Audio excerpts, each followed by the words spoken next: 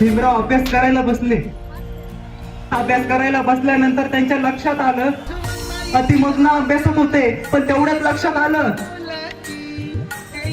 4 दिवस झाले रोज मी अभ्यास करतोय, पेपरला जातोय, वापस आल्यानंतर बाबा मला जेवायला आवडतात, मी जेवण करतोय. मी बाबाला विचारतोय बाबा तुमचं जेवण, बाबा म्हणतात तुमचं होऊ द्या, तुमचं झाल्यावरती मी जेवतो. अरे पण मी जेवण केल्यानंतर जर ताटलीच्या सुरडीमध्ये जर भाकरच शिल्लक राहत नसेल तर बाबा जेवतात काय? बाबाला भूक नाही का लागत? ताडकीने उठले, बाबाकडे गेले. बाबा म्हणले बाबा बाबा बाबा तुमचं जेवण मी रोज तुम्हाला विचारतोय, पेपरला जाऊन आल्यानंतर तुम्ही मला जेवायला वाढताय, मी तुम्हाला विचारतोय बाबा तुमचं जेवण, तुम्ही म्हणता भीमराव तुमचं होऊ द्या, तुमचं झाल्यावरती मी जेवण करतो. पण बाबा मी जेवल्यानंतर जर ताटलीमध्ये त्या सुरडीमध्ये त्या टोपलीमध्ये जर भाकरच शिल्लक राहत नसेल तर तुम्ही जेवता काय? तुम्हाला भूक नाही लागत? तुम्हाला भूक नाही लागत?